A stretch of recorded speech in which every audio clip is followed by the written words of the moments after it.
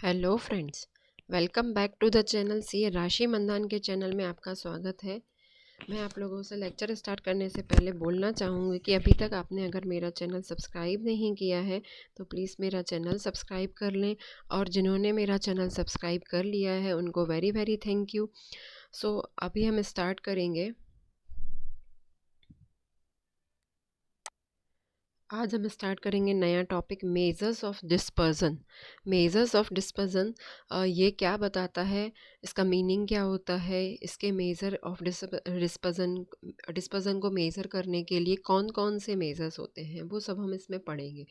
तो सबसे पहले है क्या क्या स्टडी करेंगे, meaning and definition of dispersion, absolute and relative major of dispersion, range of data, interquartile range variance and standard deviation, coefficient of variations।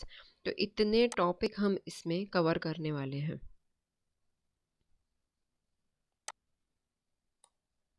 इतने टॉपिक हम इसमें कवर करने वाले हैं। सो अभी हम स्टार्ट करेंगे। डिस्पर्जन होता क्या है, जो हमने पहले पढ़ा होगा मेजर ऑफ सेंट्रल टेंडेंसी, जिसमें हमने मीन मोड मीडियन पढ़े थे, उसमें कुछ ड्रॉबैक्स थे। वो सिर्फ ऑब्जर्वेशन का सेंट्रल लोकेशन बताता था, ठीक है। तो डिस्पर्जन है, डिस्पर्जन क्या बताता है, dispersion is the variation, dispersion dispersion the variation, the variation of the variation in the data, variation in the data is called as dispersion। मतलब क्या कि ये स्कैटरनेस बताता है कि डाटा कितना स्कैटर है, यानी फैला हुआ है, इसमें स्प्रेडनेस कितना है। तो वो डिस्पर्जन से ही हम मेज़र कर पाएंगे, ठीक है। तो सबसे पहले फर्स्ट मेज़र ऑफ डिस्पर्जन है, मेज़र ऑफ डिस्पर्जन जो हम पढ़ने वाले हैं, मेजर्स ऑफ डिस्पर्जन। ये जो इस चैप्टर में हम वैसे तो बहुत सारे होते हैं, इस चैप्टर में यहाँ पे जो हम कवर करने वाले हैं वो सबसे पहले है हमारा रेंज, सेकंड है हमारा quartile deviation, quartile deviation, third है वेरिएंस,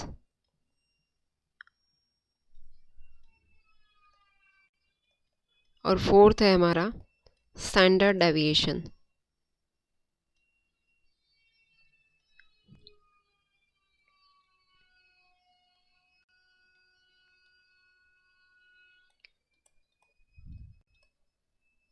वैसे तो इसमें से कुछ चीज़ें आपने पहली क्लासेस में पढ़े होंगे, ठीक है। स्टैंडर्ड डेविएशन तो सबसे पहले हम डिस्कस करेंगे, इसको बोलते हैं सेमी इंटर क्वार्टाइल रेंज भी बोला जाता है, ठीक है। तो सबसे पहले हम डिस्कस करने वाले हैं रेंज एंड क्वार्टाइल डेविएशन, ठीक है। तो रेंज क्या होता है, रेंज इसका फॉर्मूला होता है, पहले रेंज का फॉर्मूला देख लेते हैं। रेंज इज इक्वल टू होता है लार्जेस्ट वैल्यू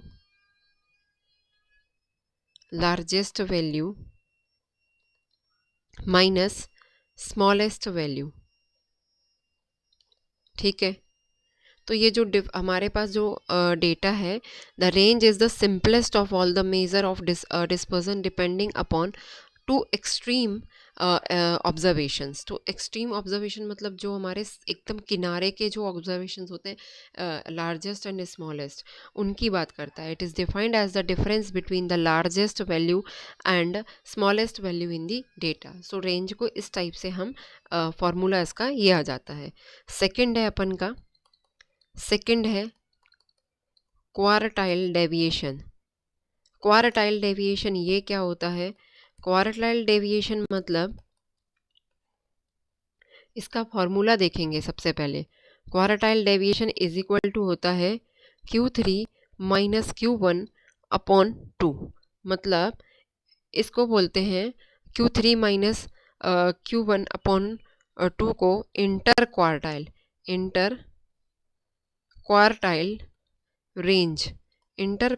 रेंज अपॉन आएगा इसका 2।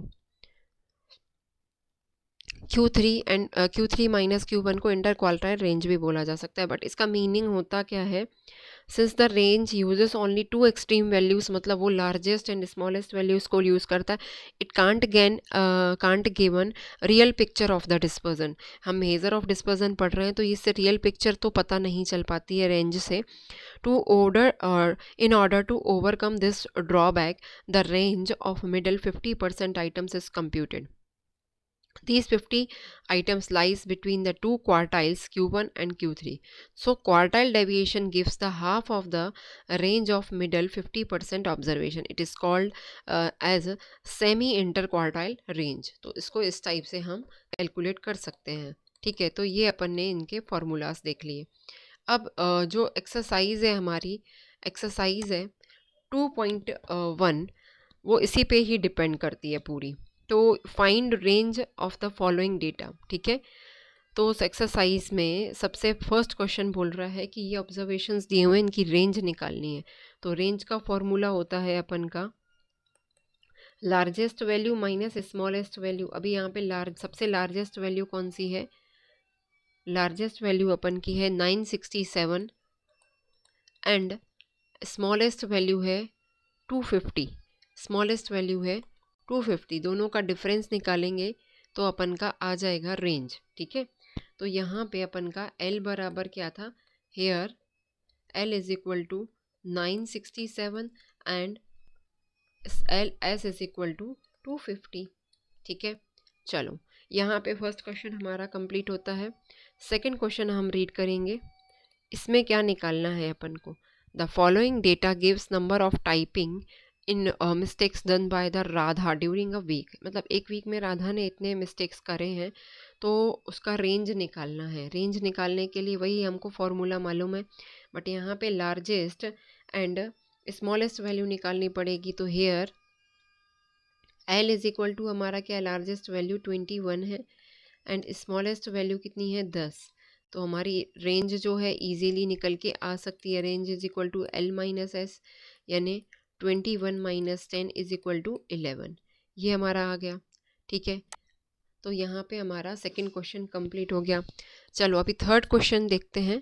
थर्ड क्वेश्चन क्या बोलता है, ये रेंज बहुत छोटा सा कंसेप्ट है, कुछ भी नहीं है उसमें। Find range for the following data. 62 से 64 के बीच में फ्रीक्वेंसी 5 है। ऐसा करते करते 70 से लेके 72 के बीच में फ्रीक्वेंसी 3 है, बट इसका तो हमें यूज़ ही नहीं करना है। तो here L is equal to है 72, मतलब जो ये अपर अपन का क्लास है वो लेना है, एंड स्मॉलेस्ट क्लास है अपन का क्या, 62। ठीक है, ये 72 है, ये 62 है। So range is equal to L minus S, यानी 72 माइनस 62। बहुत इजी है, कुछ भी नहीं है। लार्जेस्ट फिगर में से स्मॉलेस्ट फिगर को लेस करना है, तो ये हमारा आंसर आ गया, ये रेंज का आंसर आ गया। नेक्स्ट फोर्थ नंबर का क्वेश्चन है। यहाँ पे बोला है कि क्वार्टाइल डेविएशन निकालो। ठीक है, क्वार्टाइल डेविएशन निकालना है। तो क्वार्टाइल डेविएशन का फॉर्मूला हमारा क्या होता है, Q3 minus Q1 upon 2, but Q3 and Q1 पहले फाइंड करना पड़ेगा। ठीक है, तो स्टेप अपन के हैं, सबसे पहले दी data, arrange the data in ascending order. ठीक है, सबसे पहले क्या करना पड़ेगा, अरेंज द डेटा। ये स्टेप्स होते हैं जो हमने पार्टीशन वैल्यू में पढ़े हुए हैं। Arrange the data in ascending order, ये रॉ डेटा है इसलिए अपन को ये करना पड़ता है। ठीक है, सबसे पहले असेंडिंग ऑर्डर मतलब इसको अरेंज करेंगे। कितने नंबर हैं, 1 2 3, टोटल अपन के 11 नंबर है। n is equal to 11।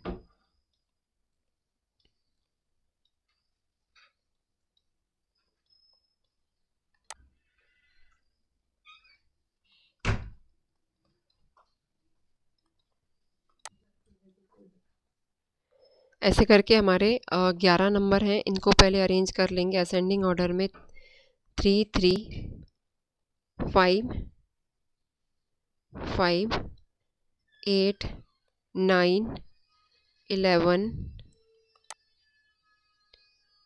15 16 17 and ये 19। ठीक है, ये हमारा आ गया। यहाँ पे असेंडिंग ऑर्डर में हमने इनको अरेंज कर दिया and n is equal to हमारे पास है 11। ठीक है,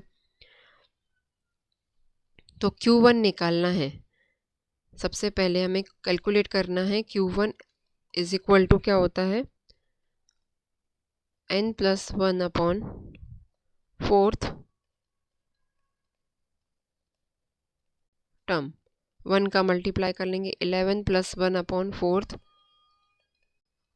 टर्म, तो ये आया अपन का third term, value of third term value. Third term value मतलब हमारा क्या है थर्ड नंबर पे 5। सो यहाँ पे हम 5 लिख लेंगे। अभी Q3 निकालना है। Q3 is equal to 3 multiply by n+1 upon 4th term value.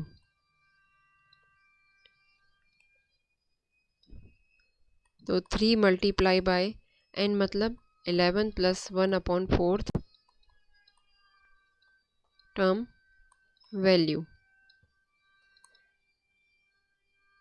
ये हमारा आ जाएगा नाइन्थ ऑब्जर्वेशन या ninth term value. Ninth term पे क्या है, 9 नंबर पे है हमारा 16। ठीक है, ये हो गया। अब हमको निकालना है quartile deviation is equal to Q3 minus Q1 upon 2, मतलब 16 - 5 अपॉन 2 यानी 11 upon 2। So quartile deviation is equal to 5.5। ये राइट आंसर हो गया। ये फाइनल आंसर है क्वेश्चन नंबर 4 का। सो यहाँ पे हमारा क्वेश्चन नंबर 4 एंड होता है। अभी है क्वेश्चन नंबर हमारा 5। पहले क्वेश्चन नंबर 5 को रीड करते हैं। Given below are the prices of the shares of a company for the last 10 days. Last 10 days की जो है कंपनी के शेयर की प्राइजेस दी हुई है, क्वार्टाइल डेविएशन निकालना है।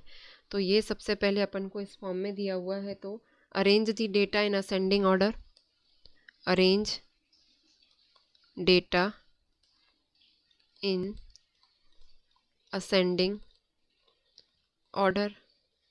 ठीक है, तो ये टोटल नंबर ऑफ ऑब्जर्वेशन है हमारे पास 10। तो इनको पहले असेंडिंग ऑर्डर में अरेंज कर लेंगे।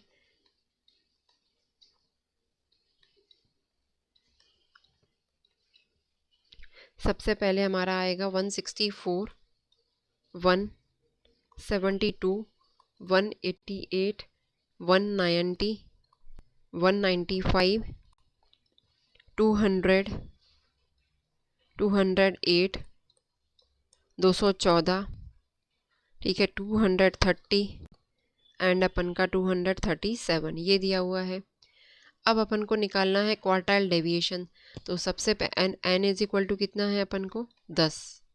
ठीक है, तो अपन को क्या निकालना पड़ेगा Q1। ठीक है, तो Q1 is equal to n+1 upon 4th term value. तो n दिया है 10 + 1 upon 4 term value is equal to, ये अपन का आएगा 2.75 टर्म वैल्यू। ठीक है, अब यहाँ पे कैसे निकाला जाता है, इसमें निकाला जाता है सेकेंड टर्म वैल्यू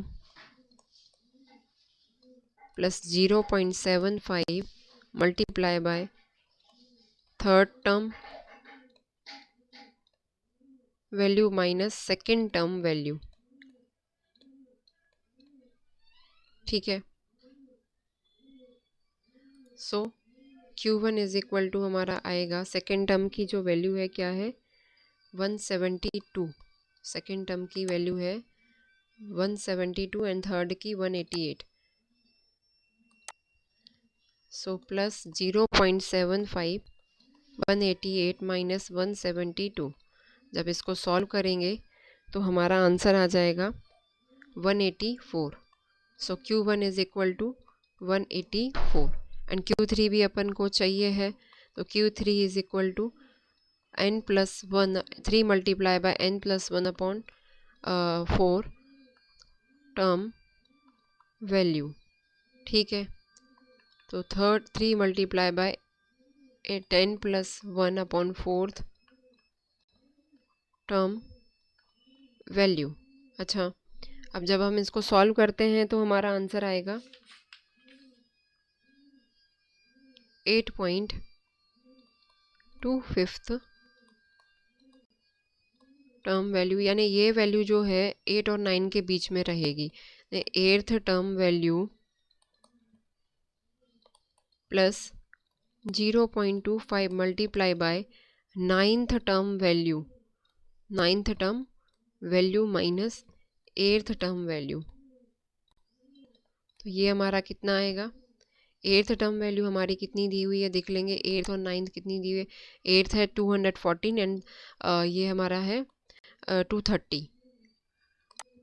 तो ये लिख लेंगे 214 प्लस 0.25 मल्टीप्लाई बाय 230 माइनस 214।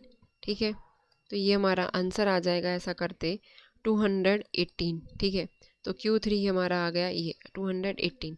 हमको फाइंड आउट करना है quartile deviation Q3 minus Q1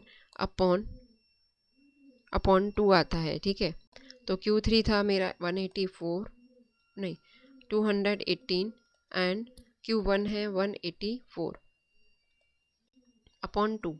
जब हमने इसको सॉल्व किया तो आया 34 अपॉन 2, तो quartile deviation is equal to आया 17। फाइनल आंसर हमारा ये आ गया। सो यहाँ पे आज हमने एक्सरसाइज 2.1 के हमने 5 क्वेश्चन करे हैं। नेक्स्ट वीडियो में मैं नेक्स्ट क्वेश्चंस करूँगी। Thanks for watching and thanks for support.